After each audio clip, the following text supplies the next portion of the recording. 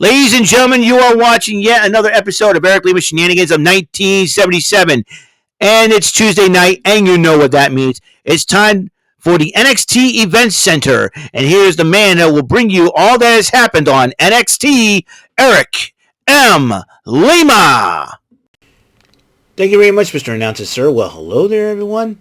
Yep, you're watching another episode of Eric Lima Shenanigans of 1977. Episode 1147 of the show. Today is January the 16th, 2024. And hope you guys had a wonderful day. Hope my friends in the Northeast, or in my local friends as well, survived the winter storm we had, which Winter Storm Heather. It started off with some snow and then ended with some rain. And I was fortunate enough to leave work earlier than expected because I usually get out at 10, but I was expecting to stay later, but I stayed only 15 minutes later. No big deal. Went home, got changed, and it feels pretty good. It feels pretty good to be home, and just enjoy the rest of the day. I did, however, upload the High Rollers episode that was done yesterday, if it was a little bright out, because I decided done yesterday and schedule it for today to keep up with the Throwback Tuesday just in case. But didn't have to worry about it, but I could have done another episode, but that's okay. So, but I'm home, and I just got to worry about tomorrow, and possibly another snow thing happening on Friday, but it's no big deal. It has been no big deal so far. And, so we're going to go over what happened on NXT. There's a lot of fallout, a lot of things are happening, and I got a little gripe. But, and it was kicked off with the first round, the third first round match for the Dusty Cup. Carmelo Hayes and Trick Williams took on the team of Idris Enofe and Malik Blade, and Williams and Hayes didn't end up winning the matchup. Kelly Kincaid interviewed Fallon Henley about how she's going to win the Battle Royal and win that fatal four-way to become the number one contender to the NXT Women's Championship. Earlier today, Lola Vice and Elektra Lopez discussed the title plans, and Tatum Paxley interrupts them, hiding in some kind of booth under a shade. Weird woman she is. Oba Femi addresses the NXT universe, how he's going to address himself as how he's going to be the North American champion going forward. Dragon Lee interrupts him as if he decided to do the open challenge. And if you do, I'd like to be your first shot. But then he goes, no, the open challenge is closed. And then Dragon Lee says, I'll challenge you for Vengeance Day because I'll take it under consideration. And then Eddie Thorpe was talking to Hank Walker, Tank Ledger, and another superstar. I think it was Odyssey Jones, I'm not so sure. But then, and then Trey Bearhill approaches him, said, hey, we have something in common about being Native Americans and whatnot. And then Dijak disrespects both of them, and then Trey Bearhill gets into Dijak's face. A little bit more on that situation.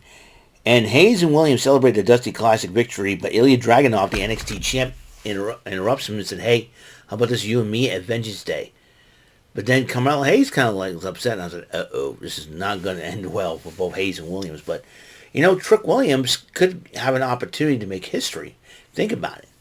If Williams and Hayes win the Dusty Cup, they go after the tag team titles, which only gives Trick Williams the second person in WWE history to go after two titles in one night. Oh, and my phone fell down again. Give me a second here, folks. There we are. It still works. Anyways, yeah. So, and Trick Williams will be the second superstar in WWE history to go after two titles in one night at an event. The first one, obviously, is the late great Roddy Piper back in 1992. The late great WWE Hall of Famer, I should add, when he challenged for the Intercontinental title against the Mountie. He won that, but did not complete the other set that would be winning that Royal Rumble matchup to become the WWE champion that belonged to Ric Flair back in also in 92, when he beat 29 of the men to win the title. So will Trick Williams do what Piper didn't do? Well, we'll find out if that was the case. But right now, they have to go up against the but we shall see, I should say. I'm not gonna. And then Lyra Valkyria and Tatum Paxley. Valkyria said online that somebody was still messing with her stuff, and then it was Tatum Paxley who was dressed like her. And I'm going, oh boy. I sense Mickey James, Trish Stratus vibes all over again with this segment. Anyways, I said it's an interesting situation against Elektra Lopez and Lola Vice, and Valkyria and Paxley ended up picking up the victory. But more, since Lopez and Vice lost, more in that situation. Stevie Turner and Ariana Grace addressed the women's locker room after Grace was talking. After Grace started talking, everybody left the locker room. Was it funny seeing Gigi Dolan? Good Lord. That's all I'm going to say. Zachary Wentz, my hat is off to you, sir. Anyways, Reg Holland went one-on-one with Joe Coffey, and Holland ended up winning the matchup, but then Wolfgang and Mark Coffey joined up with Joe Coffey attacking Holland after the matchup. But then the ladies of Chase U, what was JC Jane doing that would help out Chase U get out of debt? Who knows for sure? NXT Anonymous from Twitter. Brindley Reese, who reminds me a lot of, who looks like Thea Hale, it's very crazy, and Kaylani Joint talk about the Battle Royal. And Kelly Kincaid interviews Baron Corbin and Braun Breaker about their matchup against Axiom and Nathan Frazier. And Braun Breaker came up with the name Wolf Dogs. Baron Corbin says, no, I'm vetoing all that. I'm the leader of this team. So this is going to be interesting, too big. If you think about it, he says. If you think about it, Wolf Dogs could sound sense because he's the son of a dog-faced gremlin, Braun Breaker is. And Baron Corbin's a lone wolf. I'm just saying. But anyways. So, and then you get the Dusty Classic, the final first round of the matchup, LWO versus Chase U.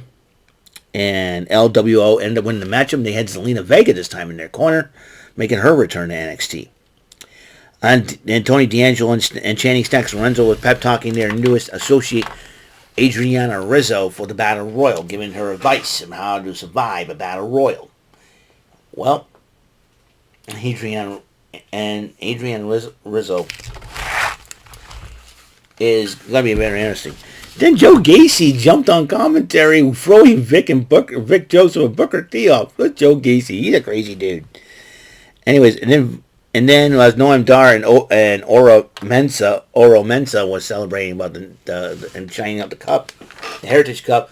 Von Wagner and Robert Stone interrupted him. Hey, how do I challenge you for the matchup? Did I beat you for the...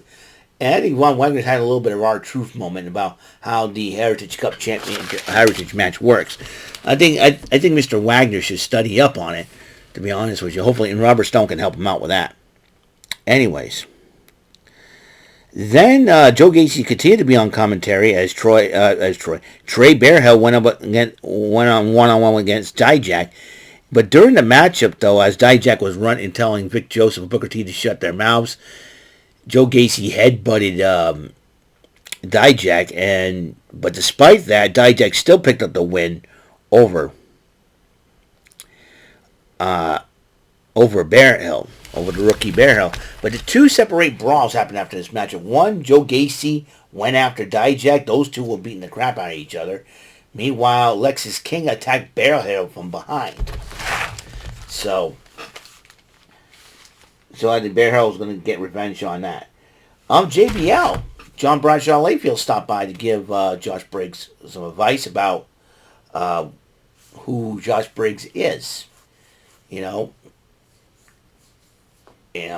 goes, I put away the beer and playing cards, and I end up being a wrestling god. So what can you do? What can you be? So I think Brooks Jensen's going back to his old school roots. His love for old school wrestling.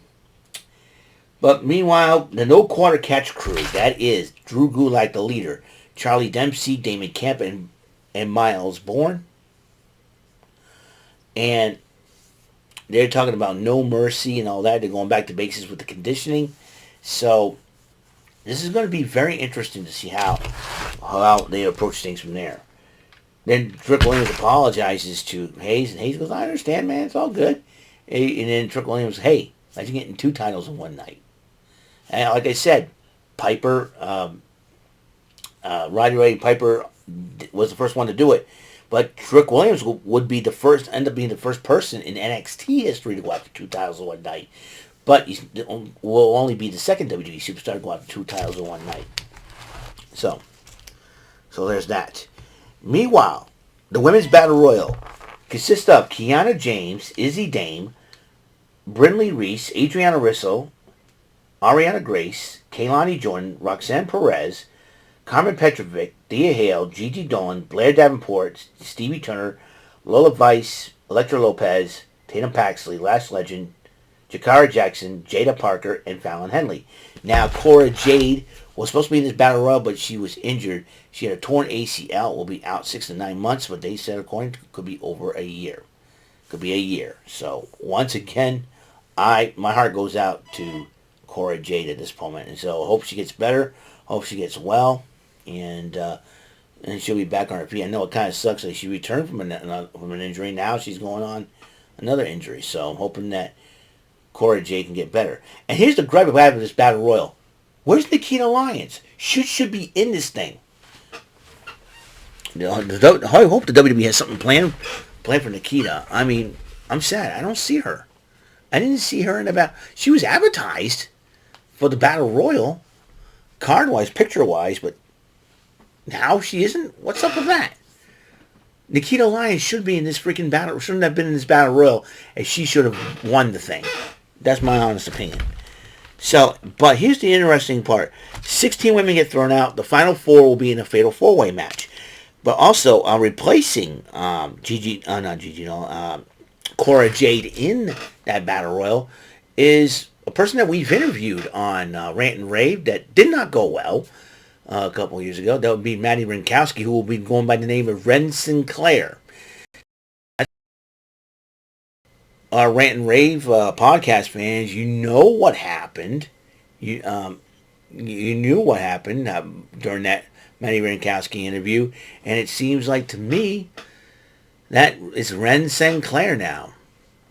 So, Rant and Ravers, what do you guys think?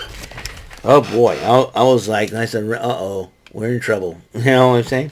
Anyways, but it came down to the final, the fatal 4-way. It would be Kiana James, Kaylani Jordan, Fallon Henley, and Roxanne Perez. And Roxanne Perez is once again the number 1 contender to that title.